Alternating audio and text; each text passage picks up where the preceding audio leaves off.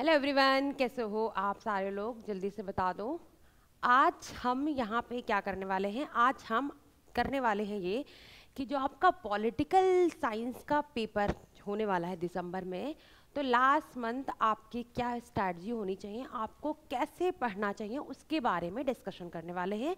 जो आपका asterisk level 3 में पॉलिटिकल साइंस का पेपर होने वाला दिसंबर में, उसके बारे में।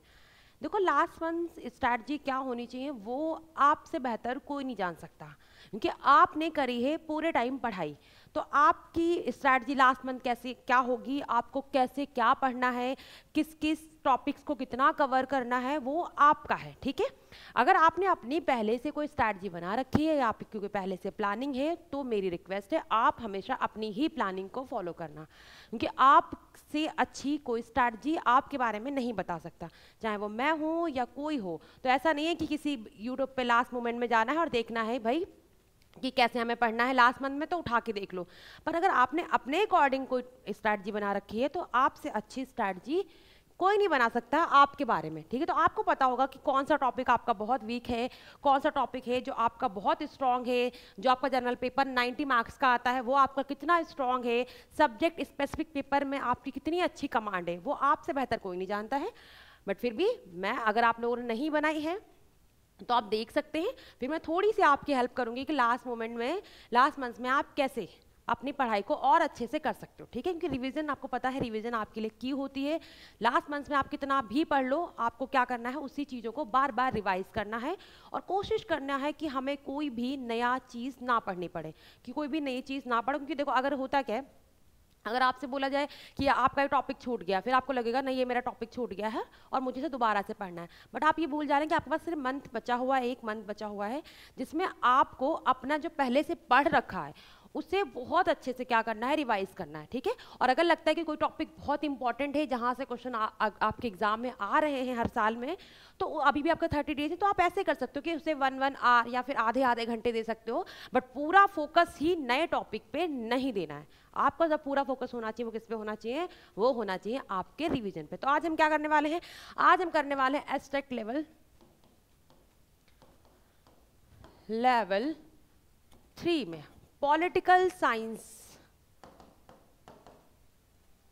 का जो आपका पेपर होने वाला है दिसंबर में, उसके बारे में कैसे पढ़ना है। ठीक है, समझ आ गया क्या करना है। आप देखो क्या है, आपको पता है पेपर आपका आता है 150 मार्क्स का, पता है ना आपको पेपर कितने नंबर का पेपर आता है आपका, 150 मार्क्स। उसमें देखो क्या होता है, 90 जो मार्क्स होते हैं वो आपके आते हैं जनरल पेपर, जैसे कि क्या है, सीडीपी आएगी 30 नंबर की, लैंग्वेज हिंदी आएगी 15 नंबर की, लैंग्वेज इंग्लिश आएगी 15 नंबर की, मैथ्स आएगी 10 नंबर की, रीजनिंग आएगी 10 नंबर की, हरियाणा जी की आएगी आपकी 10 नंबर की।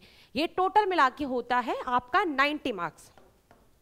और जो आपका सब्जेक्ट स्पेसिफिक होगा, जैसे कि अभी मैं बताने वाली पॉलिटिकल साइंस के बारे में, वो कितने नंबर का आता है, वो आता है आपका 60 नंबर का। टोटल मिला के कितने आते हैं, ये 90 और प्लस 60, तो कितना हो गया, ये हो गया आपका 150 मार्क्स। पेपर आपका कितने नंबर का होता है, ये होता है आपका 150 मार्क्स का। देखो, पर होता नहीं, हमने ग्रेजुएशन कर रहा, पोस्ट ग्रेजुएशन कर लिया सब्जेक्ट से, तो हमें ना इससे बड़ा प्यार हो जाता है कि भाई हमें ये तो हमारा स्ट्रांग हो जाता है और हम इस पे फोकस करना बंद कर देते हैं। तो जो आपका सिलेक्शन दिलाएगा ना, वो आपके ये चीज़ दिलाएगी।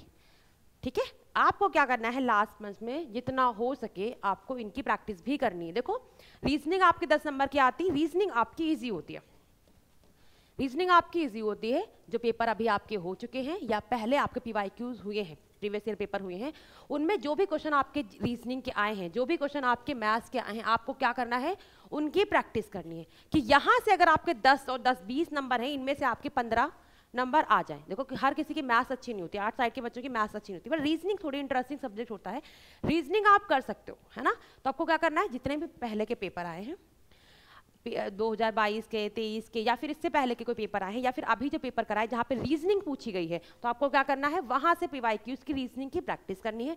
वैसे ही आपको मैथ्स का करना है। ठीक, वैसे ही क्या करना है, वैसे आपको मैथ्स का करना है।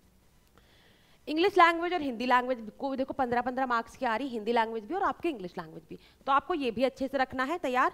और फिर आपकी हरियाणा जी के, ये तो आपके हर एग्जाम में आती है, तो जो भी अभी आपके एग्जाम हुए रिसेंट, उसमें कि हरियाणा जी के आती है, आप देख लो कि किस तरीके से हरियाणा जी के क्वेश्चन पूछते हैं, और यहाँ ईजी पूछेंगे। अभी आपका इलेक्शन हुआ हरियाणा में, पूछ सकते हैं भाई कौन कौन सा, किसको कौन कौन सा मंत्रालय मिला है, तो देख हरियाणा जीके पढ़ना है। फिर आती है आपकी सीडीपी 30 नंबर की है। कितने नंबर की? 30 नंबर की। ये देखो ये 90 मार्क्स का पेपर है। ये टोटल कितने नंबर हो गए? ये हो गया आपके 90 नंबर। आपको कोशिश करनी है यहाँ से आप जितने ज़्यादा मैक्सिमम नंबर इकट्ठा कर पाएं वो करो, क्योंकि यही आपके नंबर ऐड होंगे इस नंबर में, तो क्या बनेंगे, तो आपका एक अच्छा स्कोर बनेगा। तो आपको कोशिश क्या करनी है, इन पे आपको क्या करना है, ये भी आपको प्रैक्टिस करनी है। देखो अब लास्ट मंथ बचा है तो आपका पूरा फोकस इस पे नहीं आना चाहिए कि सब्जेक्ट स्पेसिफिक ही पढ़ना है मुझे। अगर आप 60 में 60 ला नहीं सकते, थ्योरी सब्जेक्ट है, और अगर आप इसमें अच्छा नहीं कर पाएंगे तो प्रॉब्लम होगी। इसलिए क्या करना है, दोनों को साथ में लेके चलना है कि आपको जनरल पेपर जो आपका 90 नंबर का आ रहा है ये भी, और ये स्कोरिंग आपको क्या करना है, आधे घंटे जिस हिसाब से आप, मतलब अगर आपकी रीजनिंग अच्छी है या फिर आपकी मैथ्स अच्छा है या फिर आपको इंग्लिश अच्छी आ रही पढ़ने में, हिंदी आ रही, सीडीपी आ रही है, वो आपके अकॉर्डिंग है ना, आपका कौन सा पोर्शन ज़्यादा स्ट्रांग है और कौन सा थोड़ा सा वीक है। आपको लगता है सीडीपी में आप अच्छा कर लोगे तो बहुत अच्छा रिवाइज करो, बहुत अच्छा रिवीजन करो कि अगर 30 है यहाँ पे तो आपके 25 आ जाए, 22 आ जाए, तो ये आपका है कि अगर आपका सीडीपी बहुत अच्छा है या फिर आपकी इंग्लिश लैंग्वेज में इंग्लिश बहुत अच्छी है तो आप इस पे कर लो, नहीं आपकी हिंदी बहुत अच्छी है तो आप फोकस आपका इस पे कर लो। बट मेरा ओवरऑल कहने का मतलब ये है कि आपको जो 90 मार्क्स हैं इस पे आपको फोकस करना है, क्योंकि यही आपको फाइनल सिलेक्शन दिलाएंगे, इनको आप छोड़ेंगे नहीं। तो रिवीजन करते समय जो आपकी स्ट्रैटेजी होनी चाहिए, जो आपकी प्लानिंग होनी चाहिए, वो दोनों को इंक्लूड करके होनी चाहिए।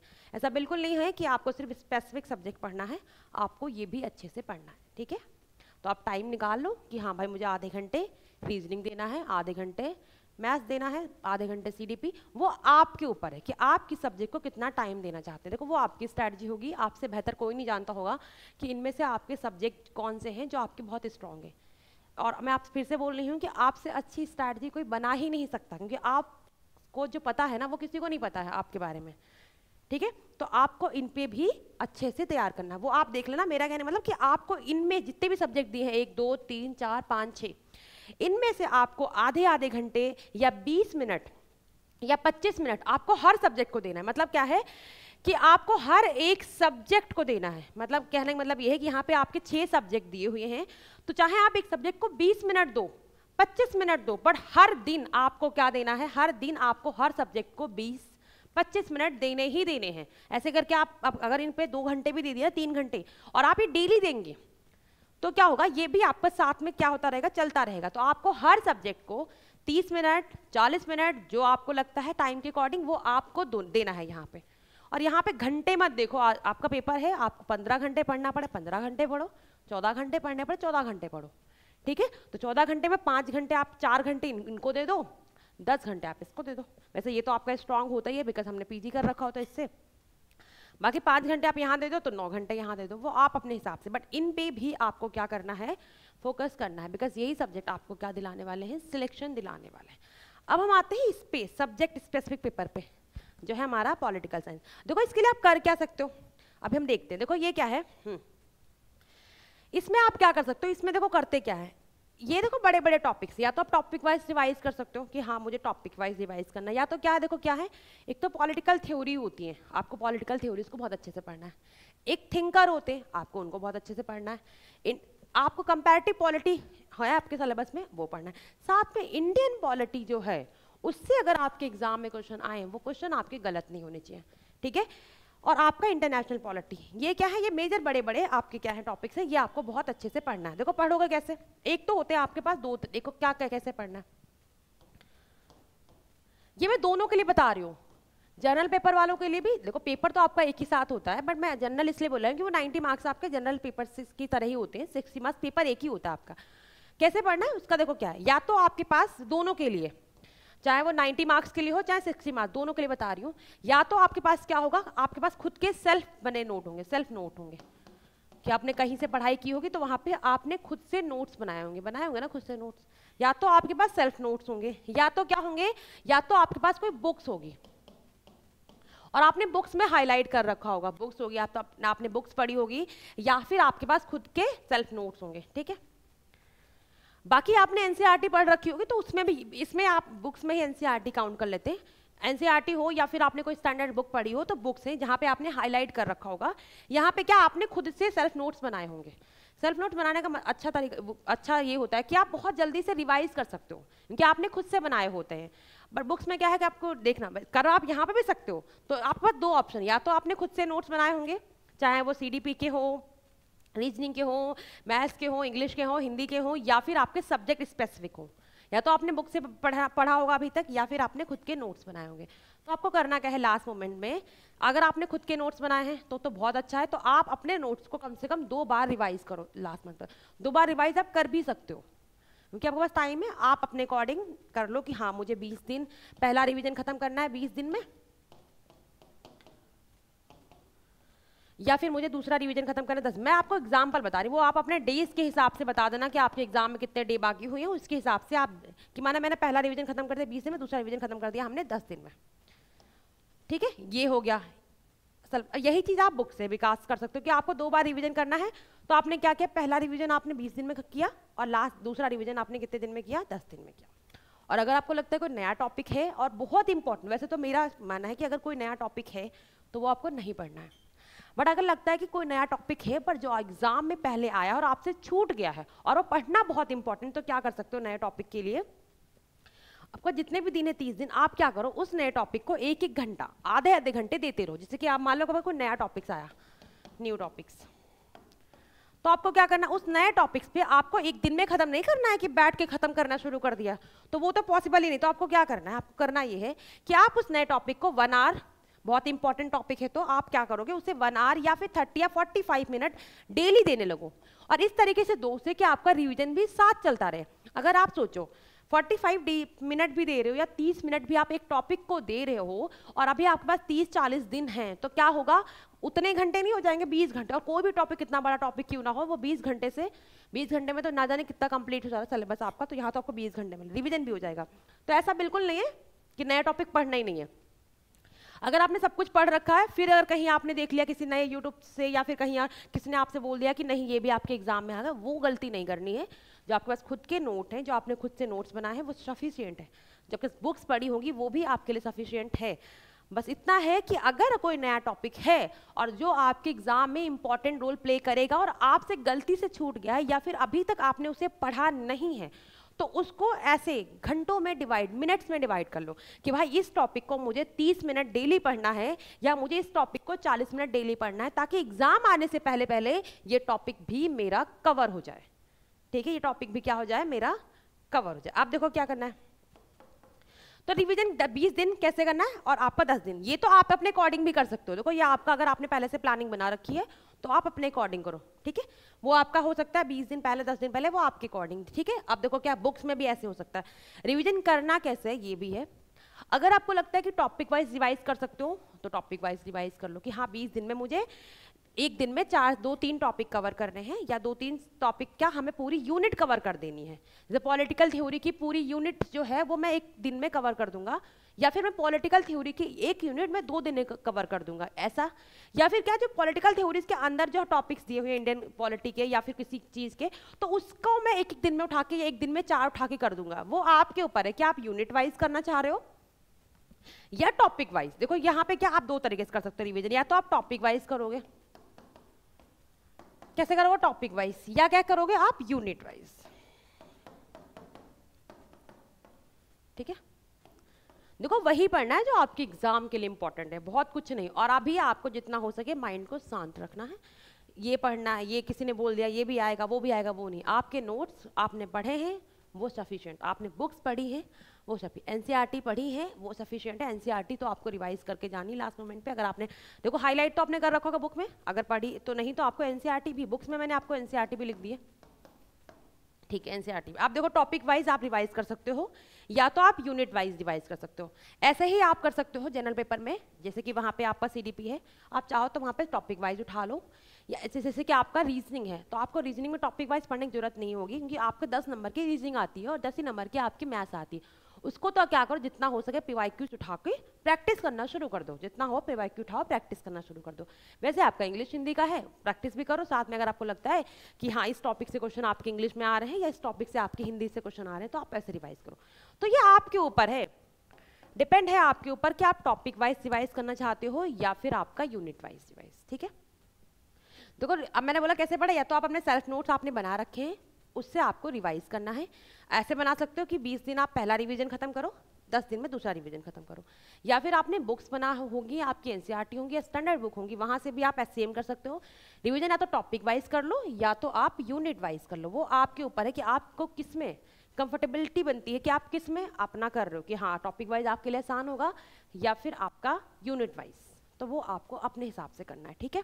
और लास्ट मंथ है आपको कुछ और नया टॉपिक मैंने बता दिया, अगर आपका नया टॉपिक है तो उसको पूरा फोकस नए टॉपिक्स पे नहीं देना है। अगर वो बहुत इंपॉर्टेंट टॉपिक्स और आपसे छूट गया है तो आपको क्या करना है, उस पर 1 आवर 45 मिनट ऐसा ही कुछ आपको क्या करना है, देना है, ताकि आपके पास टाइम हो और आप इस न्यू टॉपिक को भी खत्म कर दो, ठीक है। क्या होगा, इस न्यू टॉपिक को भी आपको खत्म कर, ये आपके इंपॉर्टेंट टॉपिक्स हैं, आपको पढ़ना है। और ये बात याद रखना, कभी भी बेसिक क्वेश्चन आपके गलत नहीं होने चाहिए। मतलब अगर आपका इंडियन पॉलिटी से क्वेश्चन आ रहा है तो वो क्वेश्चन आपका गलत नहीं होना चाहिए, ठीक है। तो जो बेसिक क्वेश्चन होते हैं, जो आपके इजी क्वेश्चन होते हैं, वो आपके गलत नहीं होने चाहिए, ठीक है। तो समझ आ गया। तो आपको क्या करना है, आपको रिवाइज करना है, जितना हो सके उतना रिवीजन करो, कम से कम 2 बार अभी आपको रिवीजन कर सकते हो, आपके पास टाइम है, ठीक है। रिवीजन करना है, आप बना लो अपने अकॉर्डिंग कैसे बनाना है, मैंने आपको बता दिया 20 दिन 10 दिन में बना सकते हो, अपने टॉपिक वाइज रिवाइज कर सकते हो या नोट से रिवाइज कर सकते हो। और सबसे इंपॉर्टेंट चीज़ क्या है, वो है आपकी, वो क्या है कि वो करनी है आपको टेस्ट सीरीज की प्रैक्टिस, और क्या करनी है, और आपको साथ में प्रैक्टिस करनी है, ठीक है। क्या करनी है और आपको साथ में प्रैक्टिस करनी, वो तो मैंने आपको पहले स्टार्टिंग में बता दिया कि आपको क्या करनी है, प्रैक्टिस करनी। जनरल पेपर की तो आपको बहुत अच्छे से प्रैक्टिस करनी है, साथ में आपको ये जब पढ़ रहे हो तो इसकी भी आपको पीवाई की उसके थ्रू प्रैक्टिस कर लो, या फिर आपको कोई टेस्ट सीरीज ले रखी हो तो आप उसके थ्रू प्रैक्टिस कर लो। बट रिवीजन बहुत जरूरी है, रिवाइज करते रहो, चीज़ों को रिवाइज करना बहुत जरूरी है, जितना आप रिवीजन करोगे उतना। बाकी आप ये मान के चलो कि आपने बहुत अच्छा पढ़ रखा है, आपका सिलेक्शन जरूर होगा। आप अपने पे कॉन्फिडेंट रखो कि हाँ भाई मैंने जो पढ़ा है वो सफिशिएंट है, उतने में मैं अपना पेपर निकाल सकता हूँ। बस कॉन्फिडेंट बनाए रखिए, माइंड को जितना हो सके उतना शांत रखिए और जितना हो सके उतना रिवाइज करिए। और क्या करना है, आपको प्रैक्टिस करते रहना है। और कोई भी अगर आपको लगता है कोई प्रॉब्लम है, बुक्स को लेके कोई अभी भी दिक्कत हो रही है, टेस्ट सीरीज को लेके कोई दिक्कत हो रही है, कुछ भी कोई प्रॉब्लम हो रही है, तो आपके साथ हम हमेशा जुड़े हुए हैं स्टार्टिंग से अभी भी। तो आपको क्या करना है, आपको रिजल्ट गुरु के एप्लीकेशन को इंस्टॉल करना है। क्या करना है, रिजल्ट गुरु के एप्लीकेशन को आप इंस्टॉल करेंगे, वहाँ पे अगर आपको कोई भी इंक्वायरी लेनी होगी, कुछ भी करना होगा तो क्या कर सकते हो, आप वहाँ पे कॉल कर सकते हो। अगर आपको लगता है मुझसे भी बात करनी है या फिर किसी और टीचर से बात करनी है किसी भी और सब्जेक्ट को लेके, तो आप क्या कर सकते हो, आप हमसे बात भी कर सकते हो, ठीक है।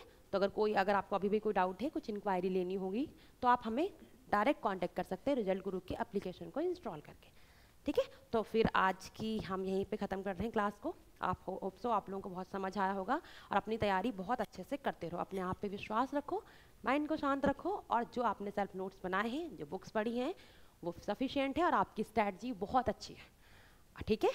और आप बहुत अच्छे से पढ़ाई करिए, अपना अच्छे से ख्याल रखो। Bye bye, take care.